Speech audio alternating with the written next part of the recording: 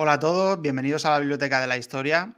Hoy en el programa tenemos de nuevo a nuestro amigo Ángel Portillo Lucas. Muchos de vosotros ya lo conoceréis, pero para quien no lo conozca, pues paso a presentarlo. Ángel es profesor, escritor, divulgador y recreador histórico. Conduce junto a Sergio Alejo el programa de divulgación sobre la antigua Roma Calamares a la Romana, que lo podéis encontrar en YouTube. Su faceta de recreador histórico la lleva a cabo con el grupo barcelonés de recreación histórica Barquino Oriens.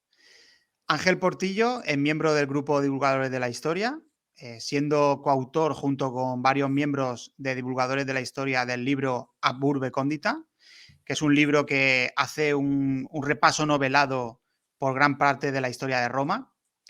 Como he dicho, Ángel es escritor y lleva hasta el momento publicados 6 novelas pertenecientes a 2 trilogías, o 2 series, o 2 sagas. Una es la trilogía Lignum, la vida de Aurelio, y la otra es la serie de Crónicas Romanas, que es de la serie o saga de la que vamos a hablar en este programa. Ángel Portillo también es compañero de andadura en esto de los podcasts y tiene un podcast fabuloso dedicado al mundo romano como es Lignum en Roma. Bienvenido, Ángel. Bien hallado a ti y a todos los oyentes de la Biblioteca de la Historia. Sí, yo estoy metido en tantos líos casi como tú, Gerión. Tampoco te piensas que te libras de mucho. A ti te falta escribir un libro y ponerte la lórica segmentada, pero te veo pronto Sí. en este lío. Bueno, mira, la Lorica Segmentata sí que me gustaría un día participar en una de esas recreaciones que hacéis. La verdad que sentir lo que sentía un legionario romano en sus propios huesos, Sí, ese peso que tenían que portar en las batallas, en las largas marchas. Y bueno, y lo de escribir el libro, pues no se me ha dado aún la oportunidad, pero bueno, alguna idea tenemos por ahí pendiente y puede ser que algún día sí que nos animemos a ello. yo te veo, yo te veo. Lo de la lórica segmentata, nosotros nos ponemos en recreación, ya lo sabes, nos ponemos en situación. La única cosa que no tenemos es los bárbaros. Pero el peso de los 25 kilos en el cuerpo durante horas y horas sí que lo sufrimos. Y también sentimos en nuestras carnes el potencial que tenían estos hombres, porque nosotros, lo explico en varios programas, pero nosotros ensayamos, entrenamos 4 horas cada 2 semanas, mi grupo, Mm, y somos capaces de interiorizar las órdenes en latín sin pensarlo. O sea, cuando el Optio o el Centurio nos dice retro por vertite, o sea, daros la vuelta en marcha, o mm. nos dice absorbe, o nos dice equite repelere, nosotros lo hacemos automáticamente, ¿no? Pues imaginar esos hombres que lo hacían cada día durante 20 años, debían ser auténticas máquinas, Ujú. todo lo moverían por instinto, ¿no? Y esto te hace verlo mucho, sobre todo yo a la hora de escribir y a la hora de divulgar, entiendes bastante esta máquina perfecta que era de matar, que eran las legiones romanas. Bueno, para quien quiera veros, no en directo, pero bueno, también lo pueden hacer en directo, pero el que tenga, digamos, esa curiosidad por veros en internet, hay muchos vídeos en los que estáis vosotros recreando y, como bien dices, se aprecian esas órdenes que se dan a los legionarios y es muy curioso y muy bonito de ver, ¿eh? Sí, sí, a mí me llena bastante. La verdad es que cada vez que voy a una recreación, para mí es una aventura y son unos momentos en los cuales me engrandece mucho la experiencia, ¿no? Lo Mm, vivo mucho, mucho. Además, ya sabes que yo Roma la llevo en la sangre y estar vestido de romano, por ejemplo, y pasear por los campos de Marte de Tarraco o pasear por estas calles que tenía la ciudad romana de Ampurias, pues claro, a mí me llena mucho, la verdad. ujú. Pues bueno, Ángel, en esta ocasión vienes a hablarnos de Juno, reina de todos los dioses y la protectora del matrimonio. Y es que tienes un libro, o una novela, perteneciente a la saga Crónicas Romanas, en la que habla sobre esta diosa. Así que, Ángel, antes de comenzar a profundizar sobre la figura de la diosa Juno, háblanos de tu novela. Sí, esta novela es una serie, no es como Lignum, que has dicho antes, que es una Mm, trilogía, que son 3 libros que nos explican una historia desde el año 98 después de Cristo hasta el 105. En este caso, Crónicas Romanas son historias diferentes. Cunina está ambientada en el 131 antes de Cristo y es una diosa que es Cunina, precisamente una diosa indigete, a Liso, los últimos supervivientes de Teutoburgo. Está ambientada precisamente en el año 9, donde pasó aquella desgracia para Roma de Teutoburgo, pero yo no hablo de la batalla, yo empiezo mi novela justo cuando acaba la batalla, y es que había un fuerte allí, no sé si las personas lo saben, pero había un fuerte que se supone que era la base de la Legio XIX, y allí se refugian todo aquel que pudo sobrevivir de la matanza. Y allí pues se hacen fuertes, intentan sobrevivir a estos queruscos y a estos prúcteros y a estos marsos y a todos estos que quisieron matar a los romanos, ¿no? Y esta es la historia que cuento, ¿no? Y ahora este otro libro se llama Juno y las matronas romanas, que son dos historias paralelas. Una sucede en el 105 después de Cristo, en la misma Roma, y otra que se va acercando a ella empieza en el 84, y poco a poco se van acercando. Son dos historias que coinciden. ¿Qué es lo que tiene importante esta saga de Crónicas Romanas? Que la matrona, que la mujer, tiene mucha importancia. La que más importancia tiene es la matrona. Y en Juno y las matronas romanas, pues evidentemente Juno, la diosa, es la que nos explica cómo funciona la sociedad romana desde el punto de vista de la diosa y lo que se espera de la mujer. Y hay luego 4 protagonistas, 4 mujeres, que nos cuentan cómo ven ella la vida, cómo ven ellas su sociedad, cómo ven ellas la sexualidad, cómo ven ellas a los hombres, cómo ven ellas la procreación, la familia. Bueno, su modo de ver el mundo, pero 4 mujeres diferentes, con sus diferentes maneras de ser y con sus diferentes miedos y esperanzas, ¿no? Y bueno, esto es lo que intento reflejar aquí. Y todo ello nos lo cuenta Juno, que es un ser omnipotente y omnipresente, como diosa que se precia, como diosa de dioses, ¿no?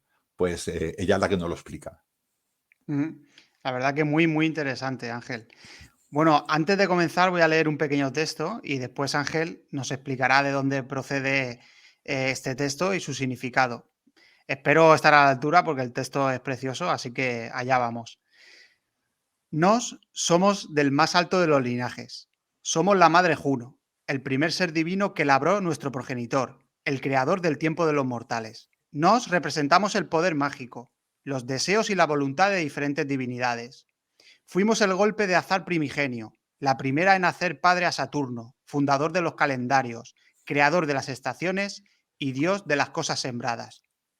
El territorio del Lacio, hogar de los hijos de la loba, el pueblo vencedor de todas las naciones, es la más hermosa de las tierras. Nodriza, a su vez, de la mejor civilización creada por los dioses. En su grandeza, los quírites subyugaron no algunas partes del mundo, sino toda la redondez del orbe. Elevaron su poder a tal altura que los que leéis estas líneas impresionados por su obra, los envidiáis e intentáis imitar, y tanto venideros como vosotros, hombres simples, jamás podréis superarlos. La verdad que es una pasada este texto, Ángel. Bueno, esta es la introducción de Juno en este libro. El primer párrafo, que es cuando se define ella, que dice: nos somos de más alto de los linajes. Juno es directamente hija de Saturno, que Saturno es padre también de Júpiter y de todos los dioses, y de Vesta y de los demás dioses del Olimpo importantes, ¿no? Y aquí ella dice que es el golpe de azar primigenio. O sea, ella fue la primera diosa de la nueva era, que es la del reinado de Júpiter. Por eso dice que es la primera. Júpiter es el último de los hijos de Saturno y ella es la primera. Con lo cual dice: yo fui la que empezó la nueva era, el golpe de azar primigenio. Y nos habla de su padre. Su padre fue Saturno, pues el dios de Cronos, el de la agricultura, ¿no? Y ella se va atrás y ¿quién va a ser? Pues de más alto de los linajes, ¿no? Y nos habla del territorio del Lacio, el hogar de los hijos de la loba. La loba ya sabemos que es la gran loba, que es Roma. Luperca, ¿no? Luperca. La Luperca, muy bien. Ujú. Pues esto fue una frase que utilizó Mireia Gallego en su libro Servilia, cuando lo leí, que decía la gran loba, ¿no? Y me gustó tanto que digo, pues yo también lo voy a aprovechar, ¿no? Y nos explica la grandeza de los hijos de la loba, precisamente los quirites, los romanos, que conquistaron, según ellos, la redondez del orbe. Realmente fue el Mediterráneo, pero como para ellos era su mundo, pues para ellos conquistaron todo el mundo, ¿no? Y lo que nos quiere decir, luego esto continúa, pero lo que quiere decir con este párrafo nuestra diosa Juno es que los romanos fueron capaces de conquistar todo esto, mientras tanto fueron capaces de cumplir la voluntad de los dioses. Mientras tanto le hicieron caso a Juno, mientras tanto le hicieron caso a Júpiter, mientras tanto seguían la Pax Deorum y perseguían el Mos Maiorum, ¿no? Todo esto que impregna a la cultura romana. Esto es lo que nos está diciendo la diosa aquí. Vosotros sois importantes porque los dioses quieren que seáis importantes. Es lo que nos explican estos dos párrafos. Ujú. Qué interesante. Para comenzar, Ángel, me comentas la importancia de huir del preceptismo.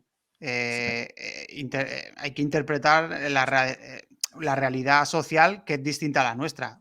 Cuéntanos. Claro, claro. El presentismo es el peor enemigo de los historiadores y los divulgadores. Tenemos siempre que intentar huir. Es muy difícil porque Gerión y yo, y tú y yo somos hombres del siglo XXI y tenemos una percepción de nuestro mundo y la tenemos impregnada en el ADN. Y quitarnos todo esto, irnos a la antigüedad nos cuesta, pero tenemos que procurarlo y dejar atrás los prejuicios seguros, los arquetipos, si podemos quitarlos también.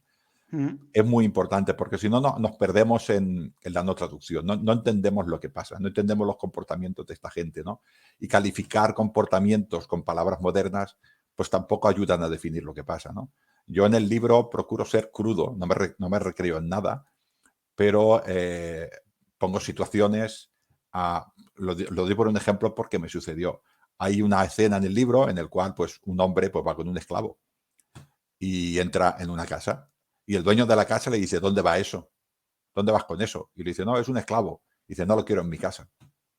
Y el esclavo, baja la cabeza, baja las manos hasta la rodilla, bajando la cabeza y se retira de espaldas y se va fuera y se queda fuera en la calle. Para ese hombre, esa persona era una cosa. A mí me cuesta mucho entenderlo. Pero para todos los que había en aquella habitación no le dan importancia al hecho. Ese hombre sale fuera porque no es digno como ellos, ¿no? Y esto es una cosa que pasaba en la sociedad romana. Si nosotros vemos eso como creo yo que se tiene que ver, que es con la dignidad universal, que todas personas somos dignos por el derecho de nacer, esa situación nos engañaría, porque eso no era lo que pasaba. El esclavo tenía asumido que él no era como los que estaban dentro de la casa y los que estaban dentro de la casa asumían que aquello era prácticamente una cosa, con lo cual se iba fuera y ellos seguían su conversación y seguían hablando de sus cositas, ¿no? Y lo mismo pasa con el papel de la mujer y lo mismo pasa con el papel de los pobres y con el papel de los ricos o con los hombres poderosos. Tenemos que entender que la realidad social romana era una, nuestra realidad social es otra, nuestra realidad social tiene sus problemas y por eso queremos cambiarla para mejorarla. Y los romanos pensaban exactamente lo mismo, que vivían en la mejor realidad posible. Exactamente. Yo lo he comentado en varios programas cuando se habla de este tema, y es que, y dentro de 100 años o 200 años, ¿cómo nos juzgarán a nosotros? Posiblemente dirán, pero bueno, esta gente de la década de las 90, segunda década del siglo XXI, esta gente ¿qué hacía? ¿Por qué hacía esas cosas? O sea, eran auténticos bárbaros, ¿no? Nos podrían decir, por cosas que hacemos hoy en día, que lo vemos muy normal. Pero claro, la sociedad va avanzando y nosotros, por ejemplo, ver ahora la sociedad de hace 2000 años con nuestros ojos, pues es un error absoluto. Sí, sí, sí. Y además yo los, los vuelvo a repetir, lo que yo explico es una ficción, pero yo intento, porque me obligo a mí mismo, a buscar toda la información posible en muchas fuentes, ¿no? Y reflejar lo que honestamente creo que sucedía. No soy historiador, ni pretendo serlo, ni creo que nadie piense que lo que yo pienso, que lo que yo digo es la realidad de lo que sucedía. Yo la única cosa que digo es que intento estudiar la época y honestamente explicar cómo creo que era, ¿no? Y con lo cual, quiero decir que explico cosas que a mí me dan rabia, pero intento explicar, intento poner a las personas que lean este libro en aquella sociedad y cómo creo yo que algunas mujeres, no todas, algunas mujeres aceptaban esa situación, intentaban ser felices y buscar su satisfacción en aquella sociedad y cómo los hombres se veían obligados también a otras cosas, porque la sociedad era cruel para todos, ¿no? Para todos, hasta para el emperador, o sea, para todos era cruel. Y esto hay que ir con muchísimo cuidado al presentismo. Cuando se lean 1000 libros, que se quiten las gafas del siglo XXI y se pongan, en este caso, las gafas de lo que podía pensar una mujer en el año 105 después de Cristo y cómo veía su sociedad y cómo se podía ganar la vida, ¿no? Y estos miedos y estas preocupaciones que a ella le pasaban por la cabeza no son, por suerte, para mí, las que suceden ahora a una mujer actual. Exactamente. Ángel, ¿has tenido problemas para encontrar fuentes que traten este tema? Sí, sí, sí. El problema de la mujer en la antigüedad es si tenemos una mujer importante, como Livia Drusila, o como Julia Donna, ¿no? O como Pompeya Plotinia, estas grandes mujeres, ¿no? O Mm, como, quitando la época de Roma, pues nos podemos ir a las reinas. Estas pues todavía tienen voz y tienen, es verdad que ha habido siempre más hombres gobernantes que mujeres, pero estas mujeres, Cleopatra, por ejemplo, es muy conocida, ¿no? Zenobia, pues es muy conocida. Hay, bueno, muchas mujeres, ¿no? Pero en el caso de la mujer olvidada, en el caso de la mujer que no ha sido importante, siempre ha sido acallada por las fuentes. Primero, por la manera de ver el mundo que hemos tenido, ¿no? Que vuelvo a repetir, hay que huir del presentismo, pero ha habido una manera de ver el mundo desde el punto de vista patriarcal. Y lo mm, importante era el varón. Pero es que además, en el caso de la mujer romana, se intentaba hacer así para que la mujer romana supiera cuál era su papel.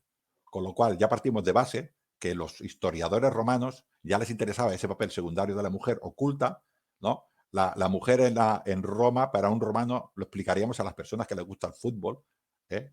No sé si tú eres muy futbolero o no, pero a las personas que les gusta el fútbol es aquello de, hemos tenido un partido Barça-Madrid, hemos tenido el árbitro y nadie sabe quién ha sido el árbitro. Esto, nadie sabe quién ha sido el árbitro, era el papel fundamental de la mujer romana. O sea, ujú, tiene que estar en su sitio, tiene que hacer lo que tiene que hacer, pero no se tiene que notar. Esto, con el transcurso de los siglos, pues nos oculta mucha información. Y toda la información que encontramos siempre es transversal. Transversal. De la élite solo encontramos la doctrina, lo que queremos, dijéramos los máximos, lo que queremos que cumpla la mujer en la sociedad. Vemos, por ejemplo, epigrafía, todo lo que son tumbas. Pues claro, ¿qué pone en la tumba el hombre? Pues lo que hará un hombre de bien, estamos hablando de ujú, personas de bien de aquella época, pondrá una lápida a su mujer y en esa lápida pondrá la virtud que él considera importante de la mujer. ¿Y qué considerará importante de la mujer? Lo que considera la sociedad. Entonces diría, pues era la nífica, hacia la dama, la lana, cuidaba la casa, por ejemplo, ¿no? O fue compañera de un solo hombre durante toda su vida, univira. ujú, Estas cosas eran las que ponen en las lápidas, pero esta era la mujer ideal. ¿Cómo era la mujer real romana? Esto es muy difícil de saber. Ahora la arqueología, que también me fijo mucho en ella, nos está empezando a dar otro tipo de datos que no nos daba bueno, los textos clásicos y la epigrafía, porque los arqueólogos cavan y encuentran cosas, ¿no? Y ujú, cuando encuentran cosas, pues hacen este tipo de relación. Las personas que hacemos grupos de recreación, muchos hacemos arqueología experimental, si bien no a nivel universitario, sí a nivel de experimentación propio, ¿no? Para hacer cosas en el grupo. Y esto te enseña muchas cosas, muchos que no sabíamos antes. Y luego, de la mujer también aprendemos de manera transversal el libro. Yo, por ejemplo, tengo un libro que leo mucho, que lo tengo en bibliografía, que es La interpretación de los sueños de Artemidoro. Este hombre te hace la interpretación de los sueños, pero cuando tú ves cómo interpreta los sueños, si lees entre líneas, ya te está diciendo cuál es el papel de la mujer, ¿no? Al interpretar los sueños, porque lo que tiene que ver con varón suele ser positivo y favorable, y lo que tiene que ver con la mujer suele ser negativo y desfavorable, ¿no? No siempre, pero eso subyace siempre en los textos y en los textos clásicos y, por ejemplo, en los textos jurídicos también te ponen claro cuál es el papel de la mujer. Así que encontrar exactamente lo que hacía la mujer normal, o sea, la mujer de un carnicero del Vicus Publicius, que estaba subiendo, el Clivus, perdón, Publicius, que estaba subiendo a Aventino, nadie sabe realmente cómo vivían. Nos podemos hacer una idea aplicando el sentido común, pero no lo ha reflejado nadie porque a nadie le interesaba. ujú. Qué curioso. Ángel, ¿qué era la religión para los romanos? Pues aprovecharé, ya que estamos con mi libro, siempre que se presenta un libro, Gerión, cuando presentes el tuyo, que será pronto, ya veremos, lo que tienes que hacer es leer textos de tu libro para apoyarte. Y yo aquí tengo dos frases para apoyar mi libro. Para un romano normal, o para un romano devoto, como por ejemplo Cicerón, o como por ejemplo Catón, o como por ejemplo Escipión, o sea, romanos de pro, romanos de bien, ellos entendían que la verdad es el orden natural de las cosas y la perfecta armonía con la naturaleza, o dicho de otra manera, el orden de los dioses. Todo lo que sucedía era voluntad de los dioses. en cada quehacer de la vida romana, en cada acto, había un dios. Había dioses que conocemos todos que son del Olimpo, estos dioses Apolo, estos dioses Vesta, estos dioses Ceres, Júpiter, bueno, todos los dioses del Olimpo, ¿no? Tenemos otros dioses exportados como Esculapio o como Isis, pero los romanos tenían unos dioses que se llamaban indiguetes, que eran eh, fuerzas naturales con un poder divino. A veces no tenían ni nombre. Barrón los llama dioses olvidados, ¿no? O sea, que existen allí, pero no sabemos ni el nombre. Por ejemplo, Cunina, mi primer libro, Cunina, diosa tutelar de la infancia, era una diosa que curaba a los niños, que cuidaba a los niños en la cuna. Pero teníamos Locutus, que era el que le enseñaba a hablar. Tenemos a Bagitano, que era el que le daba el primer aliento. Tenemos a Bitumbo, que lo protegía. Estamos hablando que hay muchísimos dioses y cada uno, había uno que le enseñaba a hablar, otro que le enseñaba a volver a casa. Dominico era el que indicaba al hijo volver a su casa cuando se perdía. O sea, tenemos un montón de dioses. Así que toda la ciudad de Roma estaba impregnada de religión. Y otra frase que tengo en mi libro, que creo que lo define todavía más, es: no hay distinción entre la religión y Roma, porque la religión es Roma y Roma es la religión. Un romano no entendía ningún acto político, no entendía hacer un mercado, no entendía salir de casa, no entendía emprender una campaña militar, no entendía que un barco zarpara del puerto sin pedir primero la voluntad de los dioses, que los dioses aprobaban ese movimiento, ese viaje, ese proyecto, ese negocio, que hiciera esa casa, que se hiciera ese acueducto, que se hiciera ese castra. Todo estaba relacionado con los dioses. Así que la religión era omnipresente.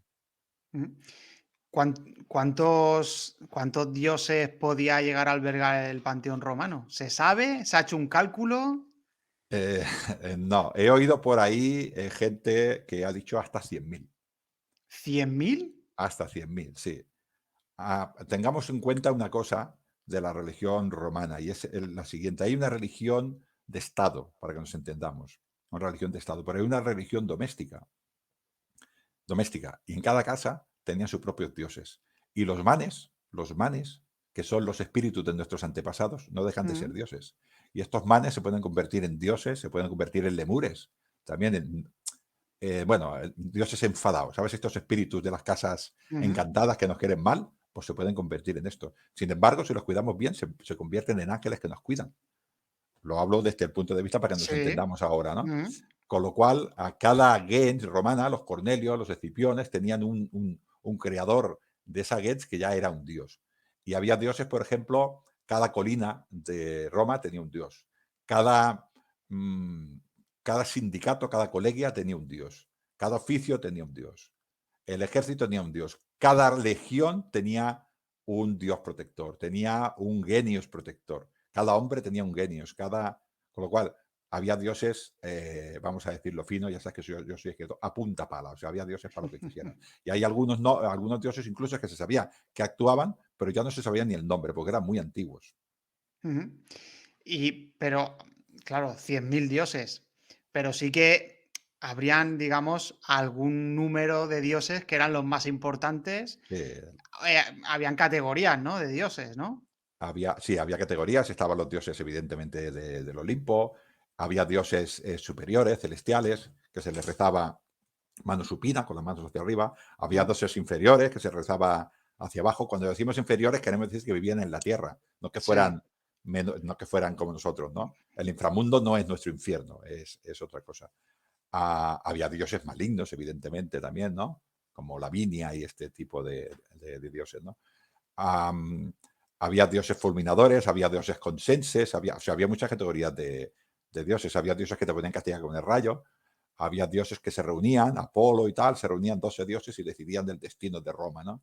Y estas cosas. Sí, había muchísimas categorías de dioses. Los más importantes eran los dioses del Olimpo, para que nos entendamos, muy parecidos, sin ser exactamente lo mismo a los griegos, porque los dioses romanos no son los dioses griegos. En general, hay alguno. Apolo, por ejemplo, es bastante igual. Es una adaptación, pero Marte no es Ares, ni Juno es Hera, ni Júpiter es Zeus, ¿no? Hay muchos, ni Ceres es Demetra, ni Vesta es Hestia, creo que se llama la romana, la griega, ¿no? Quiero decir que sí, hay muchas categorías, pero básicamente la religión estaba en una religión de Estado una religión que era la romana, una religión de la zona, de la colina o de mi sindicato, y luego una religión de mi casa. Una persona podía pedirle salud a su hija a Cunina y otra se las podía pedir a Cuba, que era otra Ujú, diosa también infantil, ¿no?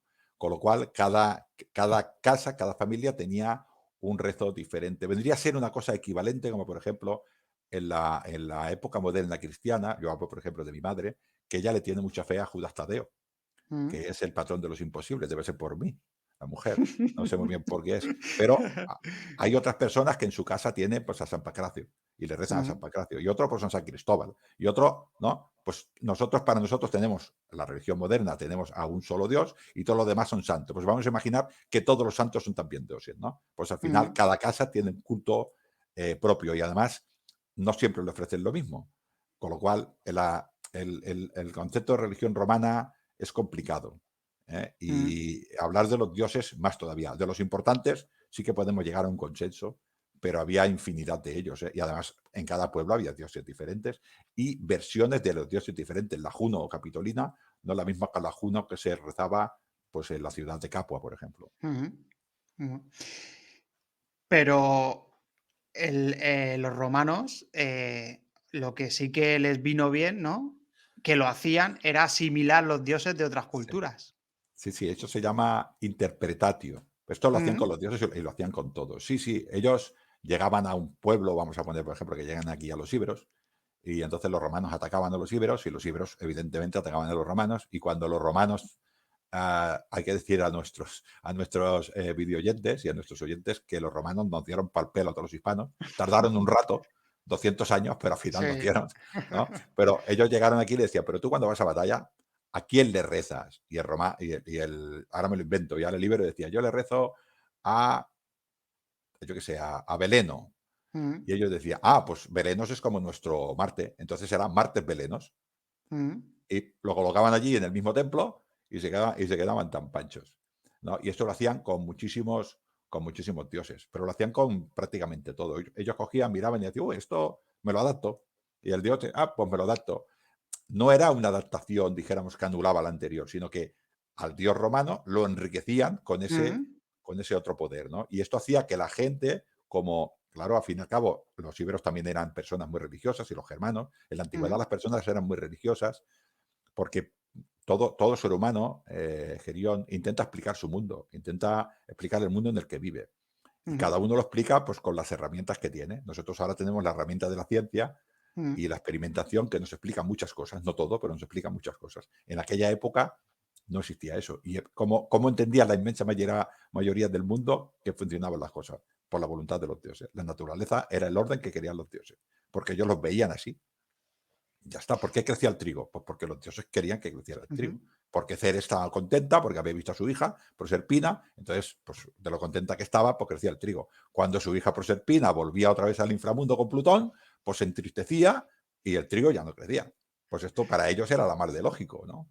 Ujú, Pues esto pasaba con todos los pueblos, ¿no? Con lo cual, esta interpretación romana de no anular al dios que tenía el enemigo también le iba muy bien. Incluso cuando tomaba una ciudad, había un rito que le decía al otro dios, al dios de la ciudad, decía, Dios de la ciudad, que la guerra no es contra ti, que a ti te respetamos, eso es contra los hombres, que no te sirven bien. Nosotros te vamos a hacer un templo y te vamos a respetar. Y además te vamos a hacer uno en Roma, que se llama Panteón, que también vas a poder vivir allí con todos los demás y te lo vas a pasar pipa. eso es lo que te iba a comentar, Ángel. ¿Se sabe de alguna ocasión que los romanos destruyeran dioses de otras culturas? O mm, Yo no conozco ningún no se ejemplo. conoce, ¿no? No, yo no lo conozco. Evidentemente la historia de Roma es muy grande. Como Ujú, norma general, incluso los soldados romanos, cuando atacaban al ejército enemigo, si sabían, por ejemplo, que atacaban contra Salmosi, que era el dios de los dacios, le rezaban a ujú, Salmosi también, para que los protegiera, porque ellos, eh, para un romano, la guerra de hombres era también guerra de dioses. Porque como Roma impregnaba a la creencia humana, a la creencia romana, también el otro pueblo también tenía sus dioses. Y la guerra de hombres era guerra de dioses. Con Sergio Alejo has hablado seguramente de la batalla de Tapae, ujú. y si no hablarás, y yo Sí, sí. también he estudiado mucho la batalla de Tapae. En la batalla de Tapae hubo un momento en el que hubo unas tormentas enormes, ¿no? Y desde el punto de vista romano dijeron, hombre, pues esto, ¿quién va a ser el de los rayos? Pues Júpiter. Júpiter nos ayuda. Y en el otro bando dijeron, pues evidentemente es Almoxis que viene a nuestra Mm, ayuda, ¿no? Pues esto es la guerra de hombres y guerra de dioses. Las personas que saben cómo va, por ejemplo, ahora nos vamos muy atrás, Troya, ¿qué es Troya? ¿Guerra de aqueos y troyanos o guerra de dioses? Porque allí lucha Marte, allí sí. lucha, ¿no? Luchan semihéroes, hijos de dioses. ¿Qué es Eneas? El hijo de un dios, pues en este caso de una diosa, ¿no? Aquiles. Y Aquiles, claro, pues al final es guerra de hombres y guerra de dioses, ¿no? Entendamos que, a ver si lo explico, entendamos que nosotros en el siglo XXI somos mucho ego, o sea, muy individuo y poca, hay personas, ¿no? Y Mm, poca civilización y poco colectivo. Tendríamos que ser más colectivo para que las cosas no fueran. No todo el mundo es igual, pero digo que esta es la ujú, tendencia. En Roma no era sí. así. En Roma yo primero era del colectivo y después era de un individuo. Entonces, un acto mío, un acto deshonroso mío, un acto impío mío, una ofensa mía a los dioses provocaba la ira de Orum. Y la ira de Orum, la rabia de los dioses, no iba a írselo contra mí, iba a ir contra todo el colectivo y mi familia también. Con lo cual, iban con mucho cuidado a la hora de hacer ofensas a los dioses. Evidentemente, en Roma, como en esta sociedad, habría gente que querría más y gente que quería menos. Pero Ujú, lo que sí que seguro que pasaba en Roma era que todos estaban obligados a parecer que cumplían. Esto es como una persona, vamos a imaginarnos en el siglo XII, que suena a la misa de 12 un domingo, ujú, y hay 25 hombres del pueblo que no van a misa. Estarán señalados. Creerán o ujú, no creerán, pero estarán señalados. Estos hombres irán a misa porque no querrán ser señalados. exactamente. Ahora, enseguida iremos con Juno, que digamos que es la protagonista de este programa, pero ¿nos puedes nombrar algún dios o diosa importante para los romanos adaptado de otras culturas? A mí se me ocurre alguno. Yo tengo uno que me gusta mucho, que es Esculapio. Ujú. Esculapio, el dios el sanador. Los romanos le llaman, los griegos, estos bárbaros griegos, les llaman, que no escuché ningún griego, perdona. Pero yo, como soy romano, ya sabes que Catón el censor decía que los griegos iban a acabar con la civilización romana, ¿no? Y tuvo parte de razón. Pero bueno, Asclepio es un dios que fue adoptado por Roma. Hubo unas pestes, creo recordar que fueron al principio del siglo II. No me acuerdo si fueron del siglo II o del siglo III, porque como Roma tenía pestes continuamente, yo creo que eran del siglo II, pero igual me equivoco. Hubo unas pestes enormes en Roma y se moría la gente a mansalva. Y entonces dijeron, ¿a dónde vamos? Lo que veíamos, los prácticos que eran los romanos. Digo, hombre, pues hay un dios en Epidauro, que le llaman Asclepio, que este cura, que es una maravilla. Y entonces dijeron, pues una embajada. Y llevaron allí una embajada de senadores hacia allí, ¿no? Y antes, para saber si les iba bien o no, se fueron al oráculo de Delfos. Esto es una maravilla. Y allí le preguntaron a Apolo, y le dijeron, oye, Apolo, que tenemos un problemón en Roma. Lo explica así un poco entretenido para que la gente... Sí. Que tenemos un problema en Roma, que se nos mueren los niños a mansalva y de nuevo vamos a poder hacer la guerra, porque no vamos a tener ni para las levas. Y entonces Apolo le dijo, a ver, Romano, ves a Epidauro, que está mi hijo, y él te curará la enfermedad. Entonces ellos llegaron, Asclepio era hijo de Apolo y le Ujú. enseñó las artes de la medicina a un centurio que se llama Quirón. No sé si hay clínicas por ahí que se llaman Quirón. Pues el Sí. centurio, el centauro, perdón, el centauro que le enseñó se llamaba Quirón. Y su mujer era Epiona, epidural, y tenía una hija que se llama Mm, Panacea. No sé si o sea, que este hombre tiene sí. una familia guapa. Pero bueno, fueron allí a Epidauro y a Asclepio, los cuidadores del culto, llegaron allí los romanos y dicen, oye, que nos llevamos al dios para allá y tal, ¿no? Y aquellos del culto dijeron, pero vosotros de qué vais, que el dios está aquí, de aquí no se mueve. Y bueno, se ve que uno de estos se durmió en el Asclepello, que era, bueno, donde se dormían estas personas, y se le apareció a Romano, ya era Asclepio, y Mm, le dijo, Romano, no te preocupes, vuelve a tu ciudad, que me apareceré como una gran serpiente y cuando os aparezca la gran serpiente se curará la enfermedad. El romano volvió. Y cuando volvió, claro, para el romano los curó el dios. Se ve que la isla Tiberina, que es una isla que mm, está en el Tíber, que va allí el puente Fabricio, desde Roma se va desde el puente Fabricio, mm. pues allí apareció una serpiente muy grande. Y dijeron, pues aquí se apareció una serpiente enorme y no sé qué. Llegaron apareció la serpiente antes de volver los emisarios. Y Ujú. cuando llegaron los emisarios, ¿cómo está la enfermedad? Y la enfermedad se ha acabado. Eso se llama inmunidad de rebaño. O sea, ya se habían muerto todos los que estaban vivos, pero los romanos esto no lo sabían. Entonces dijeron, pues, pedazo Dios, este se queda aquí. Y le hicieron un templo en la isla Tiberina. Entonces, bueno, pues allí estaba pues un sótano donde iba la gente, las hacían dormir y a través de los sueños y la interpretación se curaba. Hay más, por ejemplo, Isis también de bastante adoptada, Sí. Cibeles. Cibeles tiene que ver con las guerras púnicas y todo el miedo Ujú, que pillaron, la madre tierra, que también las portaron. Hay dioses exportados directamente. Hay otros que no, hay otros que son interpretaciones. ujú. Qué interesante. Y qué bien lo cuentas, Ángel. Ahora, esto hay que hacerlo un poco de entretenido, si no es la mitología es un poco difícil, pero bueno. Ángel, ¿cómo eran los ritos religiosos romanos? O sea, ¿cómo practicaban su religión? Porque hoy, por ejemplo, vemos que los cristianos van a misa, los musulmanes van a la mezquita, allí hacen sus rezos, los cristianos también rezan, el cura da misa, Sí. se encienden velas. Bueno, hay muchos ritos, luego están las procesiones en Semana Santa y tal. ¿Cómo era cómo practicaban la religión los romanos? Existía un culto estatal, un culto público y luego estaba la sacra privata, ¿no? Lo importante de la religión romana no era tanto el creer o no creer en los dioses, que ellos lo tenían clarísimo que existían, esto no es ningún problema, sino era la relación con ellos. En la relación con ellos era una relación de yo te doy para que tú me des. Ujú. No es, nosotros ahora dijéramos nuestra relación, yo no soy teólogo ni cosas de estas, ¿no? Pero por lo que además soy no creyente, con lo cual me estoy metiendo en un fregado, Jerío, me estás metiendo en un fregado que igual me crucifican, ¿no? Soy ciudadano romano, me matarán a palos, pero no me pueden crucificar, ¿no? Nosotros ahora dijéramos que lo que nos dan es un dogma o una manera de comportarnos y esta manera de comportarnos nos dará o no una vida eterna en el cielo o nos condenará en el infierno si nos portamos mal. Esto Ujú, es más o menos como vemos nosotros la vida. Ellos no pensaban así con los dioses. Ellos pensaban, decían, hay un dios que es el que protege, por ejemplo, en el caso de los Ferrari, en el caso de los herreros, es el dios que protege a los herreros, que es Vulcano. ujú, Entonces yo, para tener éxito, le voy a dar a Vulcano lo que a él le gusta, para que Vulcano me dé a mí buenaventura en mis negocios. Esta era esta relación, ¿no? Yo te doy para que tú me des, tú es, ¿no? Yo te doy ujú, para que tú me des. Y para que los dioses estuvieran contentos, como hemos dicho, que el orden natural de las cosas, el orden de la naturaleza, lo que observaba el romano cuando se levantaba por la mañana, cualquier romano, cualquier persona que observe un poco es que por la mañana sale el sol en un sitio determinado, los patos emigran en una época determinada, vuelven en otra época, no fallan nunca, la cigüeña la podemos mover, el trigo sale en una época, con lo cual ellos veían que la naturaleza tenía un orden y este orden era el ritual del año. Pues ellos lo que tenían que hacer era ese ritual siempre y exactamente de la misma manera, no se podían equivocar, porque equivocarse en el ritual era ofender a los dioses.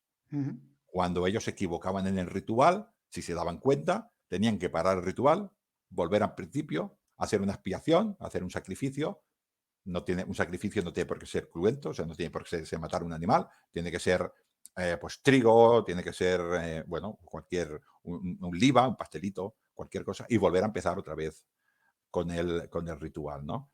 Y esto era la manera que tenían ellos de esta relación de yo te doy para que tú me des, yo a Júpiter le ofrezco, en el caso de Júpiter, que es un dios poderoso, le ofrezco bueyes blancos que no hayan conocido arado, ujú, o sea, que están hechos para ese fin, y a cambio de que Júpiter me dé a mi éxito en mis empresas, ¿no? Los pobres no podían pagar un buey, pues igual pagaban un pollo. Cada uno pagaba lo que claro. podía, ¿no? Y esta relación es el ritual siempre tiene que ser el mismo, no podía haber, por ejemplo, ruido, no podía, tenía que haber, o sea, era todo, tenías que ir con el capitavelato, con la cabeza tapada, hacerlo así si era el de arriba, bueno, a los genios, por ejemplo, pues tocarse la frente, porque era donde residía el genio, todo esto tenías que hacerlo cuando llamabas a un dios, hacía la evocatio, Jano Matutino, ven a verme, lo llamaba, luego decía, te ofrezco este incienso para que tú me seas propenso toda esta mañana. Y esto había que hacerlo así, había que hacer, ¿no? Por ejemplo, antes de empezar, pues tenías que lavarte las manos, tenías que hacer una ablución, luego tenías que hacerte, y siempre pam, pam, pam, pam. Allí estaban los Ujú, colegios pontificios, sacerdotales, los flamines y el pontífice máximo, que era el que más o menos interpretaba esos rituales, ¿no? Y el padre de la sacra privata lo primero que hacía era enseñar al hijo para que viera cómo se tenía que hacer. Era tan importante este rito, por ejemplo, privado, de la sacra privata en tu casa, en el arario, en tu altar familiar, que por ejemplo cuando no estaba el padre de familia, esos dioses tenían que ser satisfechos también. Pues entonces lo Claro. hacía la madre familia, que es la que se quedaba normalmente en casa, ¿no? Así que era el rito y el hacerlo cada día y el hacerlo siempre igual. Ujú. Claro, has hablado de rito privado en casa. O sea, había gente que pasaba la vida siempre, digamos, practicando la religión en casa y no iba a ningún templo, porque sabemos que existían templos, ¿no? Dedicados a los dioses. Sí, O en los templos, ¿qué es lo que se hacía? Había como en el día de hoy sacerdotes que, digamos, cuidan el templo o cómo era. sí, había sacerdotes en los templos que se dedicaban al culto. Cada sacerdote tenía un tipo de, cada dios, cada Ujú, divinidad tenía un tipo de flamín dedicados a ellos. Unos eran mujeres, otros hombres, otros pues tenían que ser un hombre con un padre que estaba vivo, feciales, estaba pues el familiar, y bueno, cada uno tenía unas características. Luego nosotros hacemos los ritos privados, pero como vivimos en una sociedad, ujú, y Roma eran primero ciudadanos y después eran individuos, la vida familiar era muy importante, pero Roma era mucho más importante. Entonces, una de las cosas que explicó en Juno es que la diosa valora, la diosa nos habla desde arriba y mira a las mujeres romanas. ujú, Entonces, le explica al público que lea el libro y le dice, nosotros consideramos oportuno que la mujer que quiera procrear no solamente le diga a su marido que quiere procrear, sino que vaya a los ritos, por ejemplo, de la Lupercalia. Los Lupercalia eran unos ritos en los cuales mataban a una cabra, en teoría donde había parado la cesta de Rómulo y Remo, allí ujú, había una cueva y allí pues salían unos hombres, dicen que son, ahora lo vuelvo otra vez a explicar de esta manera para que a la gente ujú, le guste, ¿no? Los patricios más guapos, los hijos de los patricios más guapos salían desnudos, porque eran hombres, claro, esto era la perfección. A los ujú. dioses no se puede ir con impureza, ¿no? Entonces estos se desnudaban, danzaban y mataban a un macho cabrío y le cortaban la piel, la cortaban a tiras, hacían pequeños látigos que no hacían daño, pero estaban llenos de sangre. Entonces las mujeres que querían tener hijos exponían las manos y la espalda para que estos hombres les dieran. Y eso era un rito de fecundidad. Esto era muy bien visto por los romanos porque demostraba que esa mujer quería servir a Roma dándole hijos. Igual que los hombres, cuando llegaba la época de la lucha, iban al campo de Marte para hacer las levas y luchar con las legiones. No ir al campo de Marte quería decir que traicionabas al pueblo, que traicionabas a tu familia, que no querías vivir en esa sociedad, ¿no? Pues con las mujeres les pasaba lo mismo. En este caso, porque en mi libro hablo de mujeres, pero cualquier persona, cualquier hombre que viviera en un colegio, cuando se hacía la fiesta de su patrón, la fiesta de su dios, tenía que manifestar públicamente que él estaba con ellos, porque primero era ciudadano, primero era un colectivo y después era un individuo. Ujú. Pues bueno, Ángel, ya has empezado a adelantar la siguiente pregunta o el siguiente tema del que quería hablar. Vamos a empezar a hablar de la mujer romana, de su papel en la sociedad y de su relación con la diosa Juno, que es lo más importante de este programa. Porque ya del papel de la sociedad romana en el programa anterior ya lo tocamos así un poquito, pero hoy nos vas a hablar más en profundidad de ello. Sí, sí. Yo tengo un texto que hemos traído aquí que lo Ujú, he utilizado. He utilizado muchos textos clásicos para definir este papel, ¿no? Hay una cosa que me ha costado mucho, que es que luego he comprendido lo de la escritura. Me voy a hacer un pequeño Kit Kat.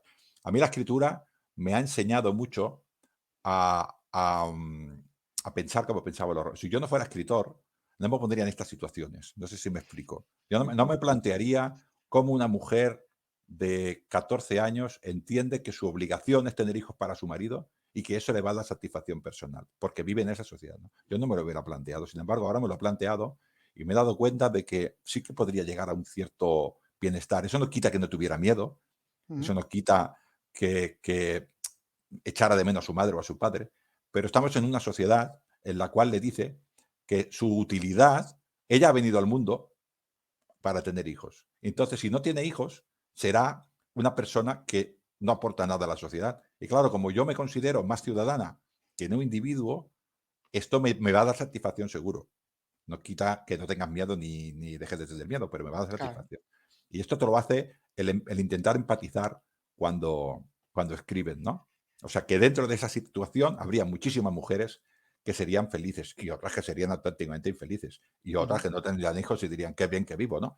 ¿Vale? Pero a la sociedad te impregnaba en esto, ¿no?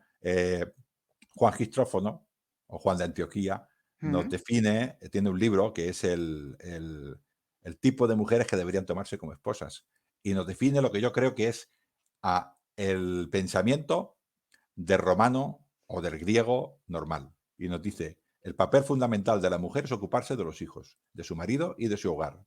No está capacitada para hablar en el Consejo Municipal, pero puede dar su opinión en lo tocante a los asuntos domésticos. De hecho, a menudo conoce mejor las capacidades del hogar que el marido. Elimina todas esas preocupaciones y libera a su esposo de todos los problemas al ocuparse de la despensa, de hilar la lana, de cocinar, de la ropa y de todo el resto de tareas impropias de los maridos. De hecho, puede hacer todas esas cosas mejor que un marido, incluso aunque éste intentase asumir tales tareas.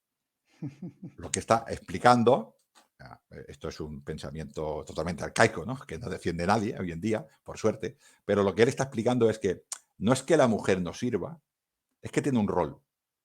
Y en ese rol, en el rol privado, en el rol de la casa, es incluso mejor que el hombre. Esto está diciendo este hombre. Ahora, en su sitio. En el rol femenino, el rol de la mujer es bien. En el momento que la mujer intenta adoptar un rol que no le corresponde, ahí ya no está bien. Esto no está bien. Así que sí, la mujer en su papel es una persona útil a la sociedad, importante, querida, apreciada, pero en su papel, en su ambiente, ¿no? Y, y fuera de su ambiente, no. Esto si nos vamos a hace 300 años, en cualquier casa de España mismo, la madre estaba siempre bajo la influencia, pues vivíamos en un patriarcado, tampoco había mucha Ujú, diferencia. La madre estaba sobre la influencia del poder del padre, pero esa mujer era muy apreciada en casa. Era quizás la persona más importante de la casa, aunque la autoritas y la potestas la tuviera el padre.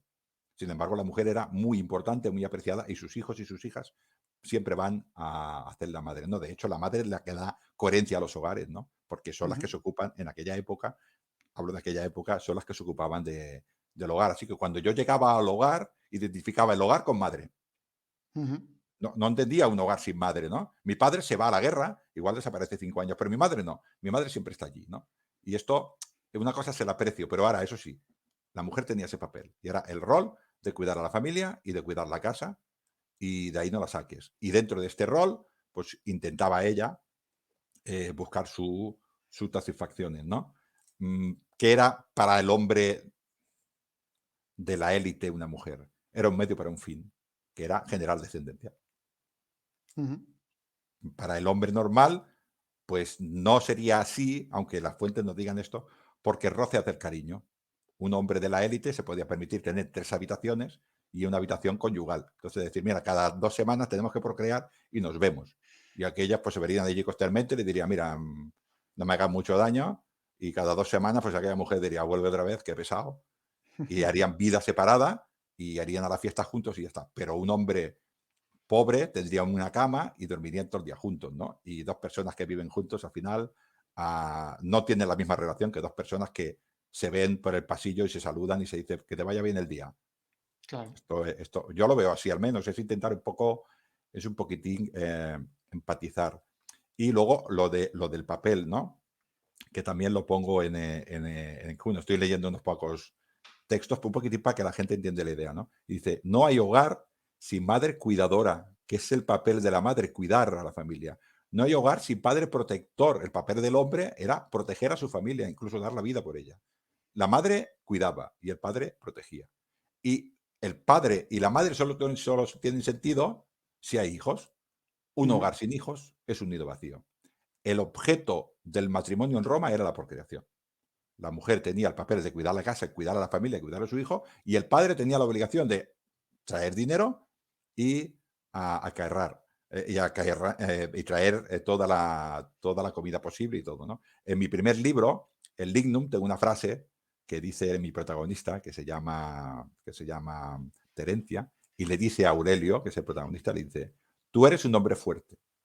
Si yo me porto bien, te cuido y te dejo satisfecho, tú traerás comida a casa y nunca te irás.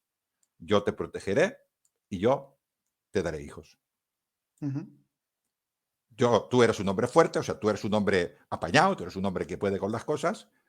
Si yo me porto bien, yo te sirvo bien y te dejo satisfecho, pues tú no te irás nunca, porque claro, estarás contenta conmigo, me protegerás además y yo te doy hijos a cambio.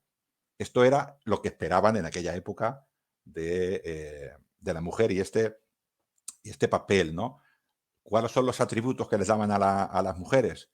Pues eran hermosas, en las lápidas ponen que eran hermosas, adorables, encantadoras, dulces, sin espíritu penitenciero, o sea que no tenían rencor, fértiles. Hostia, una mujer que daba 5 hijos varones, aquel hombre iba con aquella mujer del brazo y decía, mi mujer me ha dado 5 hijos varones y la tuya solo da hijas. Desgraciado. Entendemos, ¿no? Esto era la manera de ver el mundo de ellos, ¿eh? Yo lo hago de broma, pero era la manera de ellos, ¿no? Castas, evidentemente la mujer tenía que ser casta.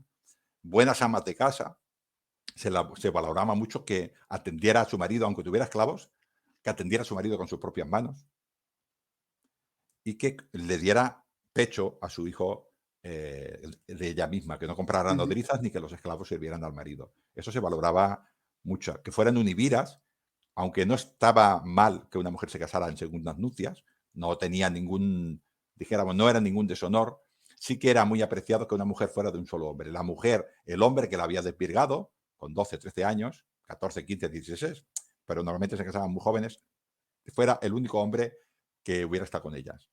Pero había una prioridad en Roma que era generar descendencia. Entonces, una Mm. mujer, si perdía al hombre con 16 años porque el hombre se había ido a la guerra, porque había tenido una enfermedad, buscaban que esta mujer se volviera a casar. No sería un Ibira, no tenía ninguna mancha en su pudor, pero era, bueno, quizás un poquitín, igual esta mujer trae mala suerte porque ha matado a un hombre. Ujú.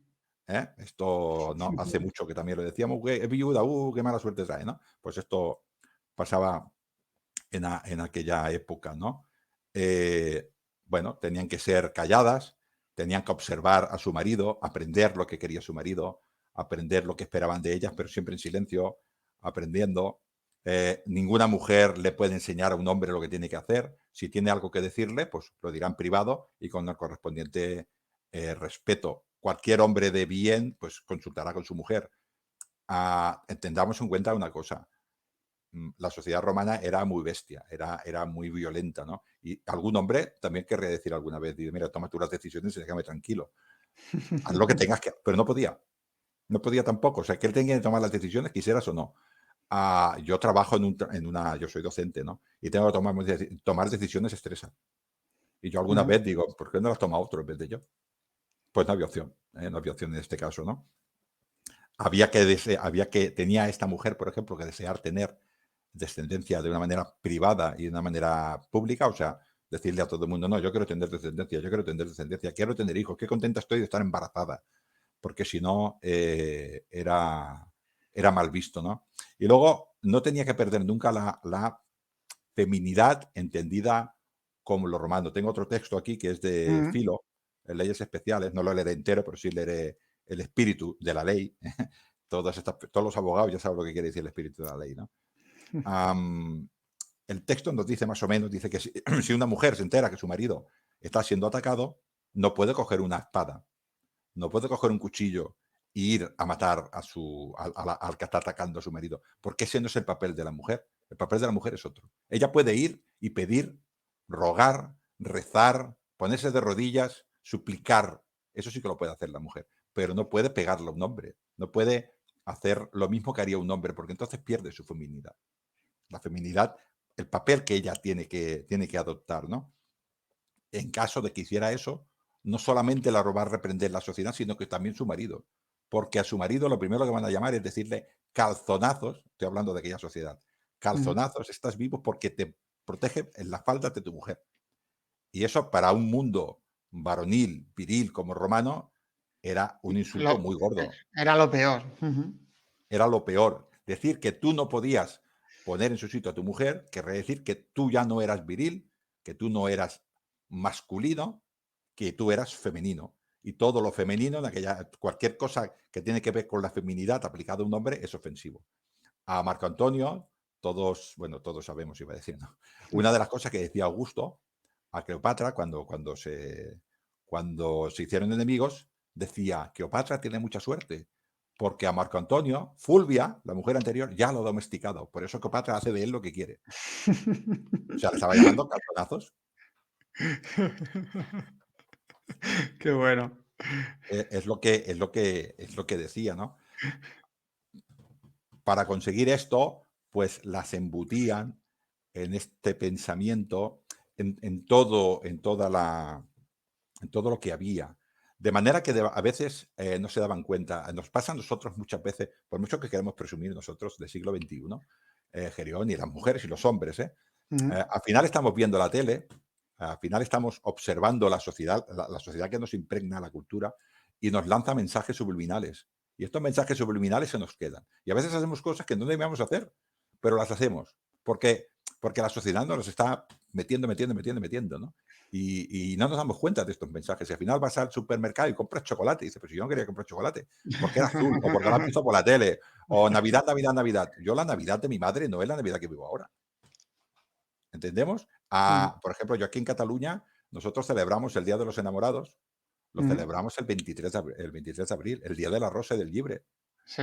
Pues ahora, el 14 de febrero, Halloween, aquí no se celebraba, aquí celebrábamos la castañada, pues ahora Halloween. Sí, al final nos imponen algunas cosas, otras cosas, los que tenemos hijos lo hacemos por los hijos, ¿no? Como el tema del Halloween para que se disfracen Pero y se esto, lo pasen bien, pero sí, bueno, la, a veces no. la Navidad, aquí había varias tendencias. Había gente que decía los Reyes en Cataluña, pero había gente que hacía una cosa que se llama el cagatío, que era un tronc de Sí, Nadal, tronco de mm, Navidad. Bueno, sí, esto es lo que hacíamos. Y ahora, sin embargo, todos hacemos Santa Claus. Pero mm, no me refiero a hacerlo o no hacerlo, sino que lo que nos pasa, tanto a los que yo tengo hijos, es que esto nos va impregnando y al final estamos todos haciendo Halloween. Al claro. final estamos todos haciendo, pues, Navidad con Santa Claus. Un tío rojo, ¿qué pinta aquí un tío rojo en España cuando siempre hemos tenido los Reyes o el cagatío? Pues ahora tenemos un tío rojo metido por Claro. las ventanas, Y ¿no? ahora, eso lo bueno es de Papá Noel, ¿no? De Santa Claus, es que viene al principio de las Navidades, ¿no? Y los niños, tienen todas las Navidades para No, jugar con los juguetes que les ha traído, ¿no? esto Eh, sí, nos faltan 4 días para hacer Acción de Gracia aquí también, ya verás. sí. Bueno, todo llegará. Esto viene, Somos esto, en eso somos muy romanos, ¿eh? no, no, sí. Asimilamos Interpretamos, asimilamos ¿no? La interpretatio. To Sí, sí. todas las creencias y todos los dioses. Sí, esto venía a colación a lo que nosotros ahora, sin darnos cuenta, sin que nadie nos presione, sin que nadie nos corte el cuello, pues estamos haciendo todo Halloween. Y lo vemos la cosa Mm, más natural del mundo. Y es una cosa que nos han puesto, nadie nos ha cortado las manos ni nada, pero nos están impregnando a la cabeza de hacer esto. Pues imagínate esto en el mundo de Roma, cuando una mujer va a una lápida y lee, por ejemplo, una epigrafía que tengo aquí, dice: esta lápida la coloca Cayo Antonio Vitalis. Antonio Vitalis, Vitalis, de ahí salió el apellido. ujú, Para Atilia Maninia, la del espíritu más puro, una esposa incomparable que vivió conmigo sin disputas durante 18 años, 2 meses y 9 días, habiendo vivido 46 años. Una vida honorable y manteniendo su buen nombre, mi eterno consuelo, que vivió conmigo sin disputas durante 18 años. Esto ujú, lo lee esa mujer en la lápida. Está en la lápida para la eternidad. Para Roma, una mujer vivía o un hombre vivía si se le recordaba, si se le oraba. Entonces él tenía su vida en el inframundo. En el momento que se le olvidaba, dejaba de vivir en el inframundo. Por eso todos estos hombres tenemos la Vía Augusta, el Panteón de Agripa, para que los nombremos y vivan en el inframundo. Pero esta mujer leía esto y decía: sin disputas. ujú, Esto era lo que valoraba el marido. Y lo pone en la lápida, colocar a que eran las lápidas. Con lo cual, esto cuando lo leía, sin disputas, iba a otra lápida y decía sin disputa, iba a otra lápida y decía casta y no sé qué. Ellas querían que en su lápida pusieran casta y querían que en su lápida pusieran la generalidad de la mujer. Vuelvo a repetir que había mujeres para todo, ¿no? Pero lo que impregnaba a la sociedad era esto.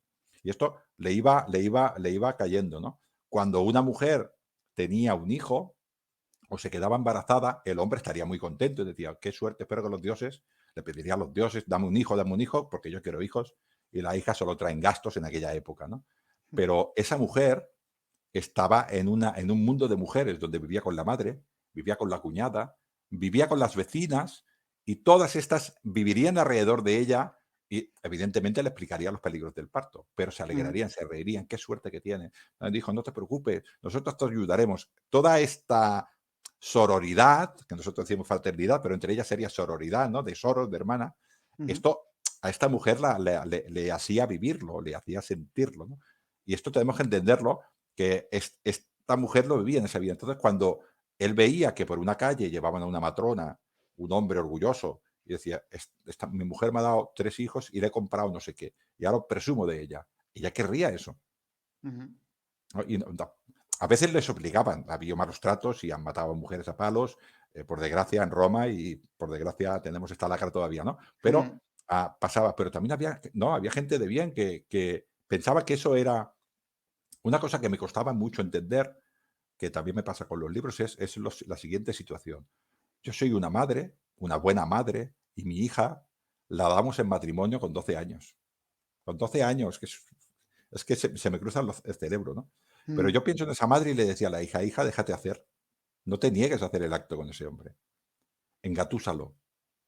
Haz lo que él quiera. Eso le diría la madre a la hija. Claro, para nosotros nos parece una burrada, pero esa madre querría lo mejor para su hija. ujú, Es así de duro de entenderlo, ¿no? Y esa hija, cuando estuviera con él, pasaría muchísimo miedo.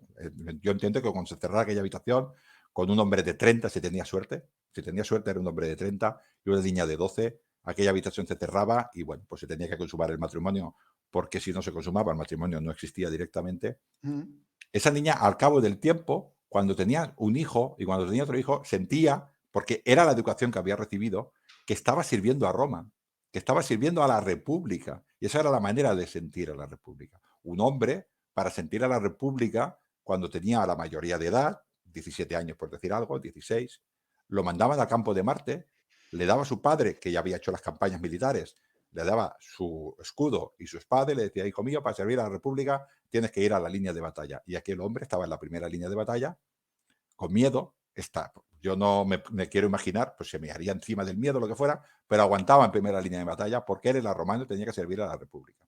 Y ujú, todos con miedo, pero todos tenían que servir a la República. Y cuando salía de esa batalla y volvía a casa totalmente destrozado de la presión que habré vivido, porque vivir una batalla debe ser una de las cosas más terribles que hay del mundo, él llegaría a Roma y Roma, si él había ganado, evidentemente, cuando llegara allí todo el mundo le diría, qué orgulloso estoy de ti, hijo. Y la madre, bien, por estar contento.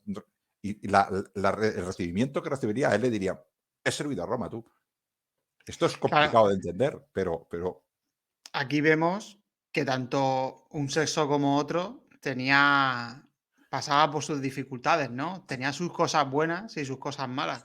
En este sí, caso, comentas la edad tan temprana con las que se casaba a las niñas, pero también comentas que un chaval de 16, 17 años, que no deja de ser un niño, lo mandaban a primera línea de batalla, que posiblemente, pues, en la primera o segunda batalla, con suerte, pues ya se lo quitaban de en medio, claro. Tenías el peligro también de morir siendo un niño.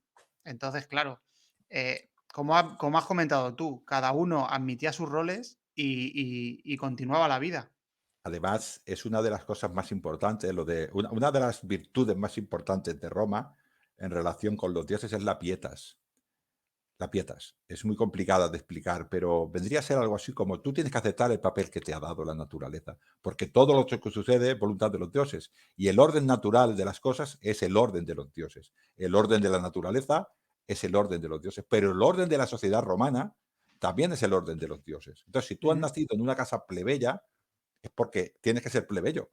Y si tú has nacido mujer, es porque tienes que ser mujer. Y si tú has nacido patricio, es porque tienes que ser patricio. El patricio tampoco podía evitar, aunque vivía muchísimo mejor, pero tampoco podía evitar comportarse como un patricio. ujú, Y esta pietas, este saber que este es el lugar que me corresponde y este es el lugar que me han dado los dioses, aceptar ese rol te convertía en un buen ciudadano, te convertía en un ciudadano virtuoso, en la virtud. Y en el caso de la mujer, también. Ellos tenían la pudiquitia, que era todos estos valores femeninos de ser modesta, de ser casta, de ser de su marido, de ser discreta, de no enseñar mucho, de taparse siempre en público el cabello. Esto tenía que hacerse así. Y luego otra cosa que también toco en el libro es el hecho, es muy difícil de explicarlo. Yo en el libro utilizo la palabra mujer de verdad y hembra. Ujú. Feminae o mulier, ¿vale? Para los romanos tenían muy claro que una mujer bien casada era una mujer y una esclava no era una mujer, era una hembra que criaba hijos, pero no era una mujer. ¿Entendemos la diferencia? Un Ujú. esclavo no era un hombre, un esclavo era una cosa. Y un romano, aunque fuera plebeyo, eso sí que era un hombre, pobre, le tocaba su papel, pero era un hombre, era un ciudadano romano de pleno derecho y el otro no. Entonces las mujeres, a la sociedad también les decía que una mujer de verdad no podía aceptar que el marido la tratara indecentemente. Indecentemente, ¿no? Entonces, es una de las cosas que nos explica Juno, que dice, una de nuestras protagonistas dice lo siguiente, dice, de pequeña le habían enseñado el comportamiento de los hombres. En ocasiones tenían la necesidad de hacer cosas sucias, como penetrar por la boca o penetrar por el ano, cosas que jamás deberían pedirle a una dama, menos aún a la madre de sus hijos. Eso ensuciaría su cuerpo y le enseñaría el comportamiento de las fulanas. Si una mujer de verdad hace lo que hacen las prostitutas, al final se convertirá en una prostituta. Solo imaginárselo le conmovía el alma. O sea, ella era una mujer decente, hacía el amor con su marido, tenía que obtener placer del amor con su marido, pero el marido la tenía que respetar, porque era Ujú. una mujer decente. Para otras cosas, a las prostitutas. Era su Era así. pensamiento. Ujú. A mí me parece un poco de exagerado, pero este era su pensamiento. Una de las cosas que me ha costado mucho en el libro es, los que vean los que vean, los que vean el vídeo verán que soy heavy, ahora llevo metálica y estas barbas, ¿no? Pues claro, ahora me tengo que imaginar que unas mujeres se encuentran confidencias de mujeres en petit comité, en un mundo vetado a los hombres, porque el mundo en Roma, el mundo de los hombres, era diferente al mundo de mujeres. Había cosas que se contaban las mujeres entre ellas que estaba vetada a los hombres. Los hombres desconocían totalmente a las mujeres, ¿no? Por suerte todo esto lo estamos arreglando, pero en aquella época no era así, ¿no? Con lo cual, esta, ¿cómo diría yo? No había psiquiatras tampoco, ni había psicólogos. ¿Cuál Ujú. era tu psiquiatra y cuál era tu psicólogo? Para cualquier hombre normal es su mejor amigo. Ujú. Cuando no hay psiquiatra, tu amigo es el psiquiatra. Le cuentas tus problemas y él te da sus consejos. El hombre a veces hace lo que puede, porque tampoco es psiquiatra, igual te Claro. mete en un lío. Pero él intenta meterte, él intenta aconsejarte bien, ¿no? Igual te dice, Ujú. pues déjalo todo y vete. Si no tengo nada, que voy a dejar, lo tontao. Pero, pero en el caso de la mujer, hay que entender que cuando una mujer, porque yo me lo imagino así, ¿eh? Y yo creo que es de bastante sentido común. La unidad que había entre esas mujeres es que era como los soldados en el frente de batalla, como estos soldados, estos compañeros del ejército que luchan juntos en una batalla y se cubren unos a los otros y pasan hambre juntos Ujú. y se cuentan los miedos juntos y hablan de sus hijos juntos. Esta unión que hay en el campo de batalla, para ellas sería lo mismo el parto, porque Ujú. morían el 10% de las mujeres en el parto. Sí. Había batallas que no moría el 10% de los hombres, ¿no? Entonces, este compartir miedos, este compartir crianza de hijos, este compartir momentos de pecho del hijo, este compartir cuidado de los hijos, tendría que haber una relación tan simbiótica entre las mujeres. O sea, las vecinas serían hermanas, habría una relación, habría una amistad entre mujeres que yo creo que los hombres de aquella época no podrían alcanzar jamás, aunque fueran soldados. Jamás, jamás, porque además la empatía que necesitan las mujeres en aquella época era superior a la de los hombres. Un soldado en el campo de batalla necesita a un hombre valiente a su lado y que le cubra. Ujú. No necesita que le cuente su vida. No Exactamente. necesita, no necesita. Eso no quiere decir que los hombres seamos insensibles, pero quiero decir que vemos la relación personal de otra manera, ¿no? Con lo cual, mm, este mundo yo lo he intentado sacar, he intentado, pues estos consejos de madre de una matrona veterana a una matrona menos veterana. Y como esta matrona menos veterana, pues valora y busca los consejos de esta matrona más grande, ¿no? Y además esta matrona es la suegra, ¿no? Con lo cual, siempre está un poco con defensa del niño, ¿no? Y cuando ella dice, qué suerte tiene no sé quién que se ha enamorado. Entonces le dice, tú también. Que es mi hijo, no te pases, ¿no? Y yo, sí, sí, sí, sí, sí, suegra, ¿no? Bueno, todas estas cosas las he intentado un poquitín trabajar, ¿no? Como esta mujer, como la mujer en aquella época se tenía que adaptar a esta imagen que tenían de ella en Roma y como algunas de ellas, no todas, pero algunas de ellas logran una cierta felicidad, como algunas se cuestionan el papel y dice, bueno, tengo que aceptarlo, pero lo acepto a de regañadientes, porque claro, si no lo acepto, tú imagínate lo que hablamos del ejército, ¿no? Lo digo porque la gente entiende mucho el ejército. Mm, Estamos en cualquier compañía militar y de golpe uno de esos soldados hace un acto innoble. Lo primero que va a hacer es que sus compañeros le van a dar la espalda. ujú, Los compañeros, aunque no quieran, se ven obligados a darle la espalda. Ese hombre se va a ver solo. Solo pertenecía a un colectivo, en el caso de Roma eran 480 hombres, y ya no va a pertenecer a ese colectivo. Lo van a echar.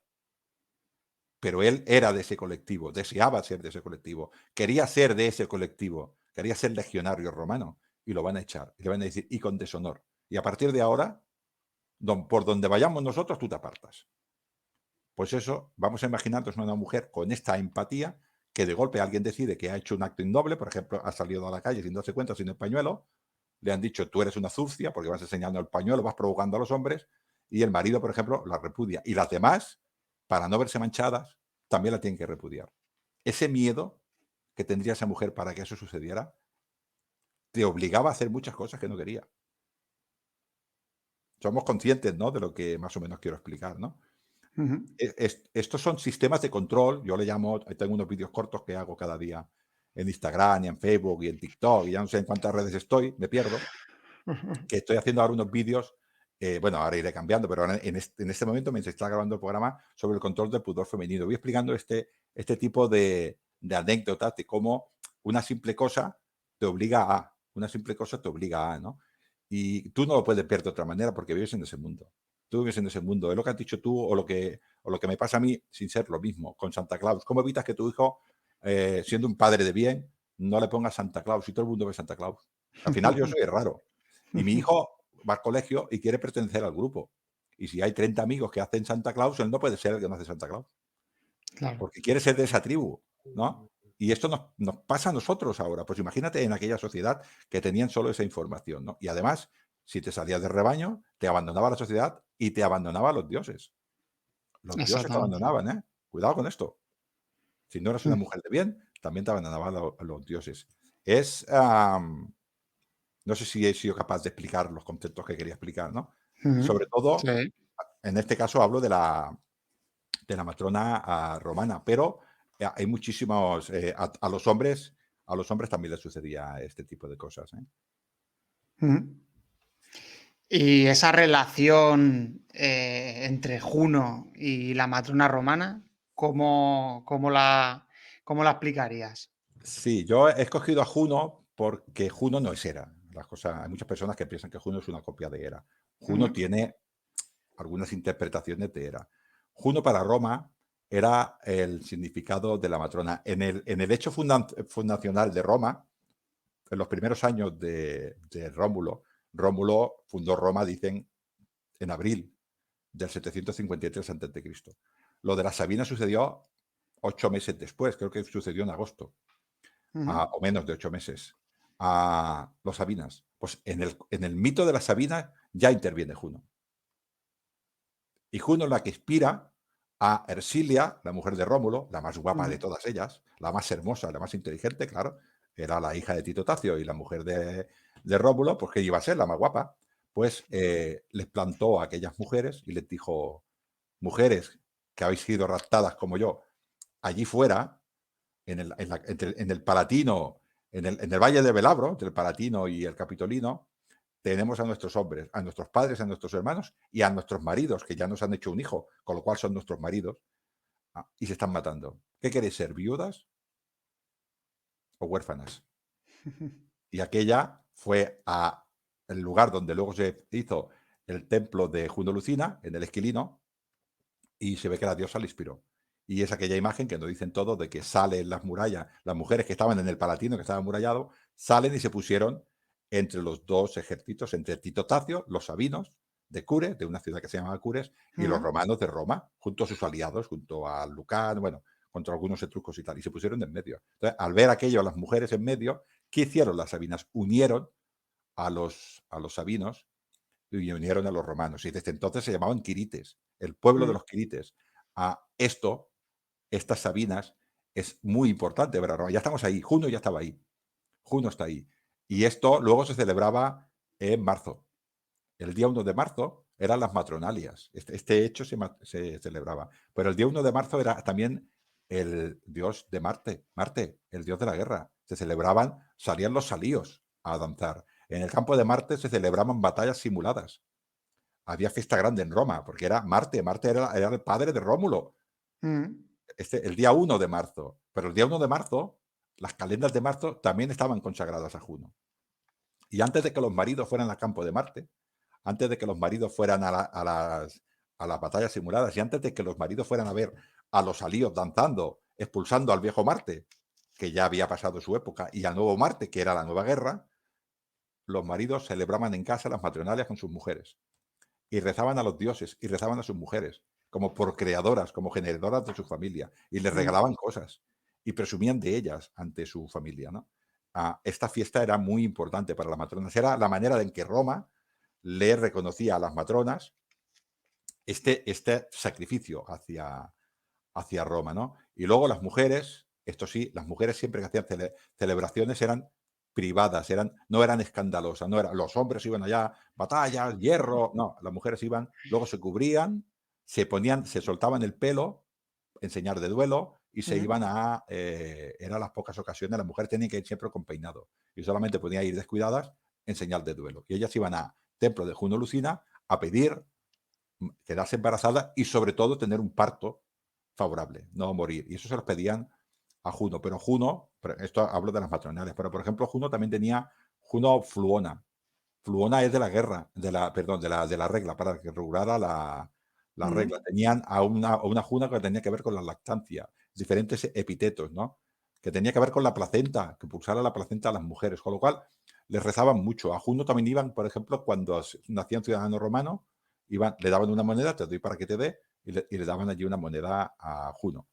Iban a pedirle protección a sus maridos cuando iban a la guerra.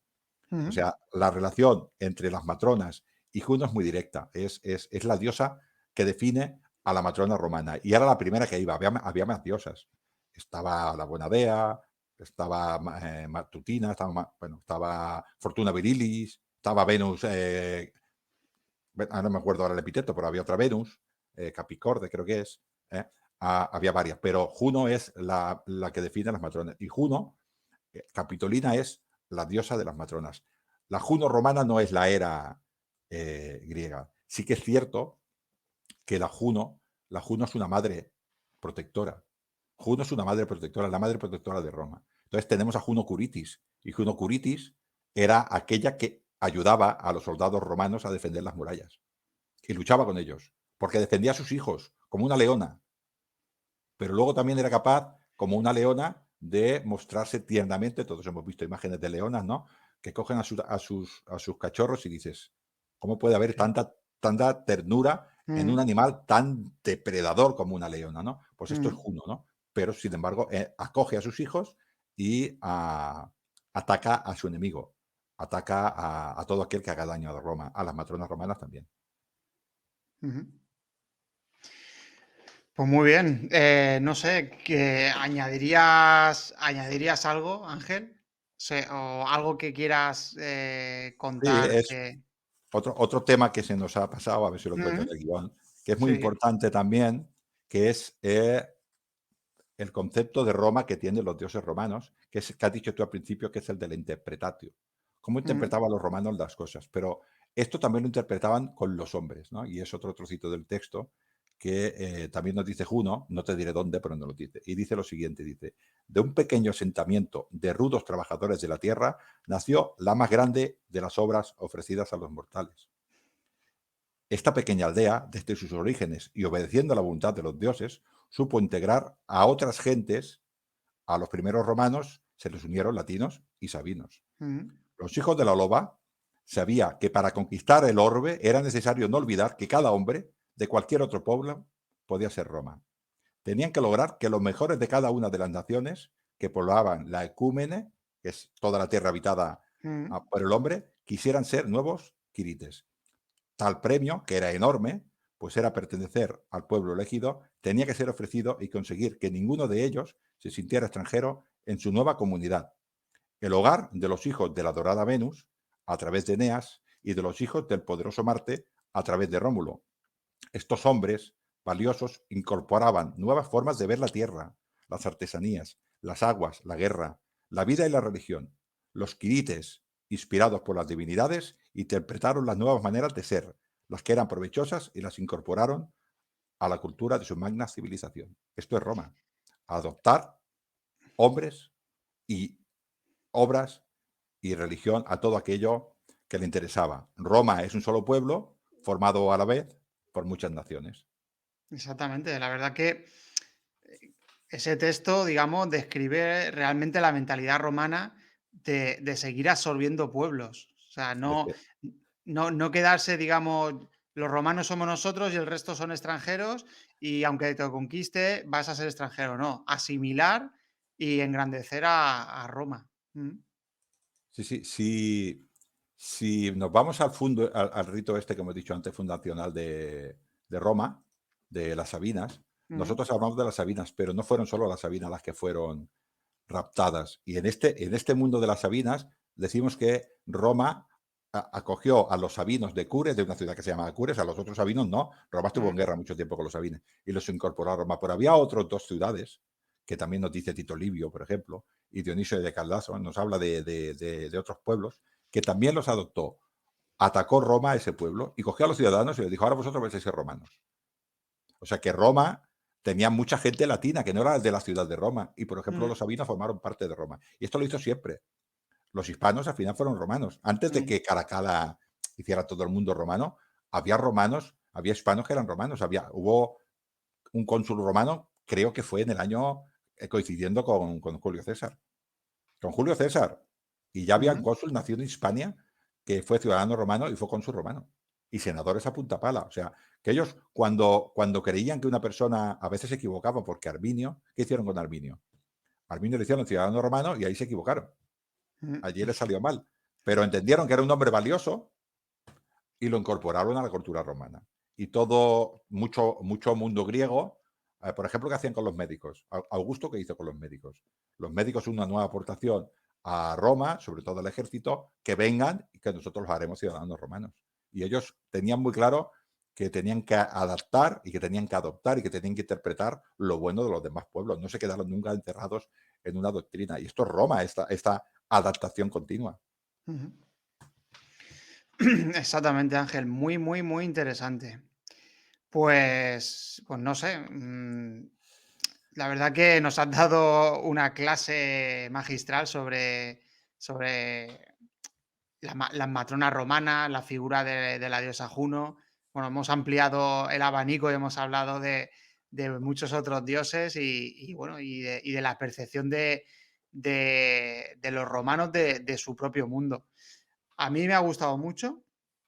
He aprendido mucho sobre esta diosa, sobre los ritos romanos en torno a ella y a otros dioses. Y bueno, espero que a los oyentes también les haya gustado y hayan aprendido. Yo también lo espero. Yo intento explicarlo siempre de una manera empática, que no sea muy complicada. Y bueno, espero que si queda alguna duda, pues que cuando se publique este audio, cuando sea, pues que lo pongan en comentarios. Y si yo no lo veo, pues ya me lo comunicas tú, Gerión, y ya contestaremos, ¿no? Es Claro que un, sí. es un investigar. Voy a decir para acabar que es un libro de ficción histórica y Mm, que yo lo que he aplicado aquí es de lo que yo he leído, mi interpretación es honesta de lo que interpreto. No soy historiador, que nadie se tome que lo que yo pongo en el libro es historia real. No, es mi interpretación personal. Si alguien quiere saber muy bien cómo van las cosas, que vaya a la universidad. Yo no soy historiador. bueno, interpretación personal, pero muy, muy bien documentado. Eso no te puedo contestar. Yo me he documentado todo lo que yo me he documentado todo lo que he podido y he intentado ser honesto. Más no te puedo decir. Bueno, desde aquí, desde la Biblioteca de la Historia, recomendamos tu libro, titulado Juno y las matronas romanas, al igual que todos tus otros libros. Dejaré en la descripción del audio, como siempre, los enlaces a tus libros y a tus canales de divulgación. Y bueno, decir también a los oyentes que voy a sortear entre los fans de la Biblioteca de la Historia un ejemplar de tu novela.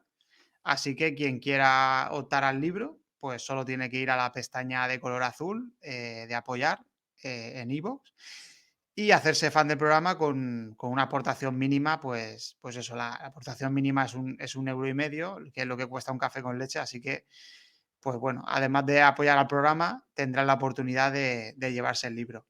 Así que, sin más, Ángel, muchísimas gracias. Ha sido un auténtico placer y muchísimas gracias a los oyentes también por escucharnos. Muchas gracias por darme esta plataforma y seguramente que volveremos a coincidir en el tiempo y en el espacio, siempre hablando de la Gran Roma. Claro que sí, Ángel. Un saludo.